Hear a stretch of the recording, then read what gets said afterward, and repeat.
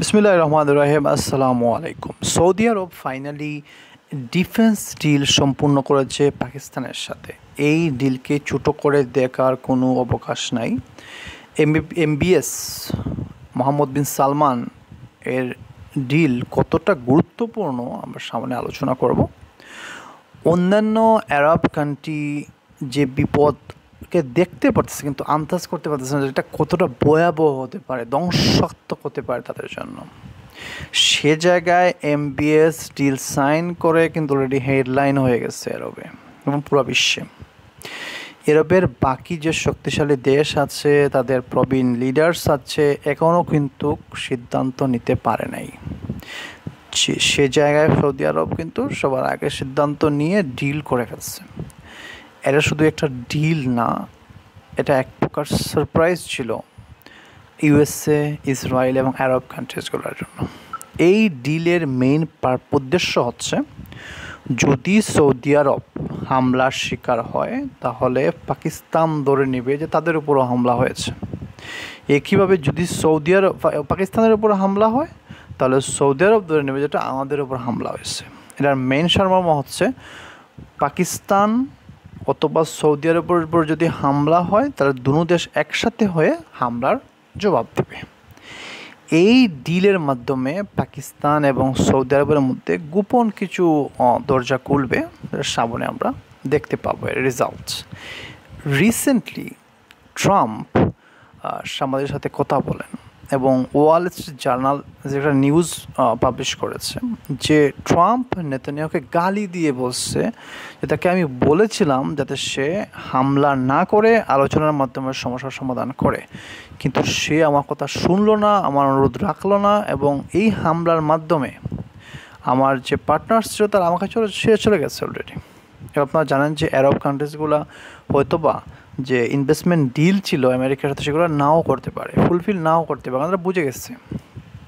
নেতানিয়াহুর কথা হচ্ছে, আমি আরবের সবগুলো কান্ট্রিতে হামলা করব, কারণ আরব কান্ট্রিগুলো হচ্ছে তার জন্য প্লেগ্রাউন্ড। ঠিক আছে, আরব কান্ট্রিজগুলো হচ্ছে ইসরায়েলের কাছে একটা প্লেগ্রাউন্ড, যেখানে আছে সেখানে বোম ফেলবে, যাকে যা তাকে মারবে, তার কোনো চিন্তা নেই এসব নিয়ে। এই ডিলের পর কিন্তু ট্রাম্প আরও ফার্স্ট্রেটেড হয়ে গেছে। ঠিক আছে, এই আরও ফার্স্ট্রেটেড হয়েছে, কারণ আগে তো সৌদি আরব এবং ইউএসএর ডিল ছিল, সেটা কিন্তু নাই এখন হচ্ছে পাকিস্তানের সাথে ডিল। জিয়াউল হকের সময় থেকে কিন্তু পাকিস্তান একটা কমিটমেন্ট করে রাখছিল যে যদি মক্কা অথবা মদিনায় হামলা হয় তাহলে আমরা এই হামলার জবাব দেব এবং আমরা সহযোগিতা করব। ঠিক একইভাবে কিন্তু বাকি যে 57 ইসলামিক কান্ট্রি আছে সবাই কিন্তু গোপনে একটা কমিটমেন্ট আছে, যদি কিছু হয় আমরা আছি, এটা এটা এটা সবার কিছু আছে একটা। রিসেন্টলি অ্যারাবিক যে কান্ট্রিজ আছে সেগুলোতে সামিট হয়, মিটিং হয় ওয়াইসির, কিন্তু সবাই আসলে হুঙ্কার দিচ্ছে, বিভিন্ন ভালো ভালো ভাষণও আসছে অলরেডি। কাতারের পক্ষ থেকে সুন্দর একটা তাকরির ভাষণ আসছে, কিন্তু মালয়েশিয়া প্রাইম মিনিস্টার বলছে ডাইরেক্টলি আমাদেরকে সময় এসে গেছে ইসরায়েলের উপর হামলা করা। সিসি বলছে আমাদের একটা ইউনাইটেড ফোর্স তৈরি করতে হবে সব কান্ট্রি মিলে। কিন্তু যখন মিটিংয়ের শেষে একটা প্রেস রিলিজ দেওয়া হলো, সেটা খুব সফট হ্যান্ডেড ছিল, সেটা ছিল আসলে ইসরায়েলের পক্ষের শক্তির, ওরা এরকম কঠিন কিছু বার্তা দেওয়া হয় নাই। সো এসব দেখার পরে কিন্তু মোহাম্মদ বিন সালমান চিন্তা করছে যে এদের সাথে থেকে ওরা কিছুই করবে না, কারণ এখানে আরব কান্ট্রিজগুলোর মধ্যে কিছু কান্ট্রি আছে যারা ইসরায়েলের পক্ষে, কিছু আছে বিপক্ষে। সো সবাই একসাথে হতেও পারবে না, আর ইউনাইটেড আর্মিও তৈরি হবে না, আর ইসরায়েল আমেরিকা এটা করতেও দিবে না, এটা করলে তার জন্য বিপদ আছে। এই জন্য এমপিএস সময় নষ্ট না করে দ্রুত ডিল সেরে ফেলছে। এবং আর কোনো কান্ট্রির জন্য ডিল করার জন্য ছিল, রাশিয়া ছিল, তারপরে চায়না ছিল, কিন্তু সে করছে পাকিস্তানের সাথে। কারণটা কি? কারণ হচ্ছে একটা ইসলামিক কান্ট্রি, 2 নম্বর নিউক্লিয়ার ক্যাপাবল কান্ট্রি।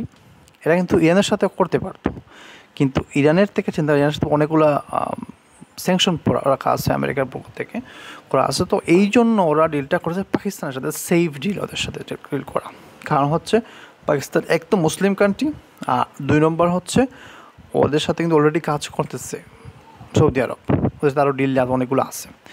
এই জন্য এই ডিলটা করছে, এবং এই ডিল করার মাধ্যমে কিন্তু ইসরায়েল কিন্তু চিন্তায় পড়বে, কারণ এখন তারা যদি সৌদি আরবে হামলা করে তাহলে কিন্তু সেখানে চলে যাবে কারা? পাকিস্তানের এয়ারফোর্স চলে যাবে জবাব দেওয়ার জন্য।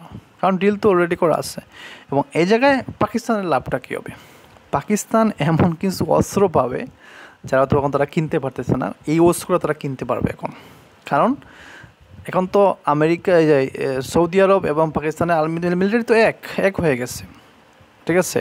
এই জন্য এমন কিছু অস্ত্র পাবে যেগুলো তাদের জন্য তাদের আরও শক্তিশালী করবে।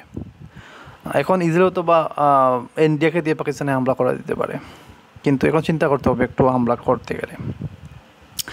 এবং যে পরিস্থিতি দেখা যাচ্ছে যে গাজার অবস্থা তো একদম সন্নিকটে চলে আসছে, অবস্থা তেমন কিছু বাকি নেই সে জায়গায়।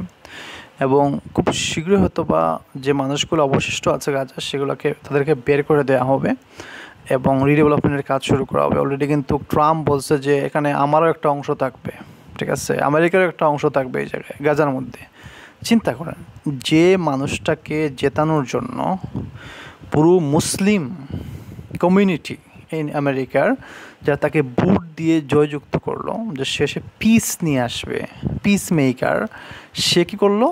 সে গাজার মধ্যে এখন অংশ বসাচ্ছে যে এখানে আমার জায়গা, এতটুকু আমার জায়গা। কারণ গাজার মধ্যে অনেক খনিজ পদার্থ আছে, গ্যাস আছে, পেট্রোল আছে। সো এগুলা তারা উত্তোলন করবে। এই জায়গায় অনেক সিটি বানাবে, বিউটিফুল একটা সিটি বানাবে, যেটা আগে কোনো মানুষ দেখে নাই। ওরা বলতেছে এআই সমৃদ্ধ একটা সিটি তৈরি করবে। তার মানে কি?